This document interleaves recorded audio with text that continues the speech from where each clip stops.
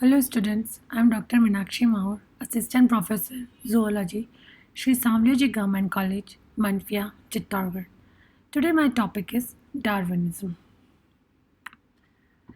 Darwinism is also known as theory of natural selection. It was first proposed by Charles Darwin. Charles Darwin was an English naturalist and he was the most dominant figure among the biologists of the 19th century. He made an extensive study of nature for over 20 years, especially between 1831 and 1836, when he went on a voyage on the famous ship HMS Beagle. And during his voyage, he explored South America, the Galapagos Islands, and the other islands. And he observed animal distribution and the relationship between living and extinct animals. And one thing he found that existing living forms share similarities to varying degree not only among themselves but also with the life forms that existed millions of years ago, and some of which animals have also become extinct. He stated that every population has built in variations in their characters. And by analyzing his data of collection and from the Malthus essay on population, he got the idea of struggle for existence within the population. Due to continued reproductive pressure and the limited resources, and that all organisms, including humans, are modified descendants of previously existing forms of life. Actually, this theory says that it is the process by which organisms changes over time as a result of changes in the heritable physical or behavioral traits, or we can say that changes that allow an organism to better adapt to its environment will help that organism to survive and have more spring. In 1858 AD, Darwin was highly influenced by a short essay which was on the tendency of varieties to depart indefinitely from the original type. This essay was written by uh, one naturalist. His name was Alfred Russel Wallace. He studied biodiversity on Malayan archipelago and came to similar conclusion. So Darwin and the Alfred Russel Wallace views about evolutions were presented in the meeting of Linnean Society of London by Lyell and Hooker on July 1st, 1858. Uh, Darwin's and Wallace's work was jointly published in the Proceedings of Linnean Society of London in 1859. Hence, this is also called Darwin-Wallace theory. Darwin first formulated his theory in his book, that is On the Origin of Species by Means of Natural Selection. And this book was formulated in 1859. It was published on 24th November 1859. And in this theory, Charles Darwin proposed the concept of natural selection as the mechanism of evolution. So, this is all about the history of Charles Darwin and the Darwinism. Then, there are some main postulates of Darwinism. First is the geometric increase or overproduction or rapid multiplication. Second is limited food and space. Then struggle for existence, appearance of variations, natural selection or the survival of the fittest, inheritance of useful variations, and then speciation, that is the formation of new species. So now I will discuss each and every postulate one by one. So first is geometric increase or overproduction or rapid multiplication. According to Darwinism, the population tend to multiply geometrically, and the reproductive powers of living organisms are much more than required to maintain their number. Uh, Actually, some organisms produce more offspring and other produce fewer offspring. This is called differential reproduction. Now I'll explain how population tend to multiply geometrically. So I am taking example of Paramecium. Paramecium divides three times by binary fission in 24 hours during favorable condition. And at this rate, a paramecium can produce a clone of about 280 million paramecia in just 1 month. And in 5 years, it can produce paramecia having a mass equal to 10,000 times the size of the earth. So you can see how they multiply. Uh, so organism or population possess enormous fertility. So this example confirmed that every species can increase manifold within a few generations and occupy all the available space on the earth, provided all survive and they repeat the process. So the number of species will be much more that can be supported on the than that can be supported on the earth. Now, second is limited food and space. Darwinism says that though population tend to increase geometrically, the food increases only arithmetically. So, two main limiting factors on the tremendous increase of population are limited food and space, which together form the major part of carrying capacity of environment. And these two limiting factors allow a population to grow indefinitely, which doesn't allow population to grow indefinitely, and which are nearly stable in size except for seasonal fluctuation. Now, third is struggle for existence. Because of rapid multiplication of population, but limited food and space, there starts an everlasting competition between individuals having a similar requirement. So, competition between living organisms for the basic needs of life like food, space, mat, etc. And this is called struggle for existence. It is of three types. First is intraspecific. If the struggle between the individuals of the same species because of their requirements like food, shelter, breeding place, etc. are similar, then the struggle is intraspecific. If the struggle between the members of different species for food and shelter, then it is called interspecific struggle, like struggle between predator and prey. Then the third one is environmental struggle or extra specific struggle. It is between living organisms and the adverse environmental factors like heat, cold, heavy rains, drought, flood, earthquakes, light, etc.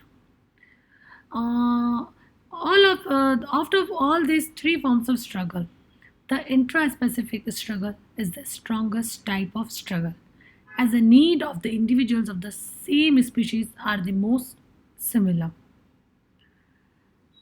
So, this is a struggle for existence. Now, appearance of variations. Variations is the law of nature, and according to this law of nature, two individuals, except identical twins, are identical. And this everlasting competition among the organism compels them to change according to the conditions to utilize the natural resources and can survive successfully. According to Darwin, the variations are gradual or continuous, and those which are helpful in the adaptation of organism towards its surroundings would be passed on to the next generation, while the other disappear. So this is uh, so Darwin proposed that living organisms tend to adapt to changing environment due to useful continuous variations. as this will have a competitive advantage. Now, fifth one is natural selection or the survival of the fittest. Darwin says that as man selects the individuals with desired characters in artificial selection, in the same way, nature selects only those individuals out of the population which are with useful continuous variations and are best adapted to the environment, while the less fit or unfit individuals are rejected by the nature. Darwin also stated that discontinuous variations appear suddenly and they will mostly be harmful, and hence they are not selected by the nature. So, the natural selection is an automatic and self going process, and it keeps a check on the animal population. So, this sorting out of the individuals with useful variations from heterogeneous population by the nature is called natural selection by Darwin, and it is also called survival of the fittest, but it was given by Wallace. So, natural selection by Darwin and survival of the fittest by Wallace. So, natural selection act as a restrictive force and not a creative force. Now, inheritance of useful variations. Darwin believed that selected individuals pass their useful continuous variations to the offspring so that they are born fit to the changed environment. So the organism, after getting fitted to the surrounding, transmit their useful variations to the next generation, while the non-useful variations gets eliminated. Now the seventh one is speciation or formation of new species. So according to Darwinism, useful variations appear in every generation and they are inherited from one generation to another. So the useful variations go on accumulating, and after a number of generations, the variation become so prominent that the individuals turns into new species. So according to Darwinism, evolution is a gradual process and speciation occurs by gradual changes in the existing species. So these all are the postulates of Darwinism. But there are so many evidences against Darwinism, or we can say criticism. So first is inheritance of small variations. The inheritance of small variations in those organisms which can be of use only when fully formed. Example, wing of birds. So such organ will be of no use in incipient or underdeveloped stage. So according to natural selection theory, only useful variations are transmitted to the next generation, but sometimes small variations which are not useful for the possessor get also inherited. Now, second is inheritance of vestigial organs. According to this theory, vestigial organs should not be present because they have no function, they are useless. Now, third is inheritance of over specialization of some organ. We can see some organs like tusk of elephants, antlers of deer, they have developed so much that instead of providing usefulness to the possessor, they often give hindrance to them. They are not useful to them, but still they are present and they are inherited from one generation to another. Now, third one is the Darwinism did not differentiate between somatic and the germinal variations. It only gave the idea that there are variations which are continuous and useful. Then, this theory did not explain arrival of the fittest. This theory explains on the survival of the fittest. So Darwin himself confessed that natural selection has been main but the exclusive means of modification. It it was unable to explain the arrival of the fittest. Now, then degeneration of organs.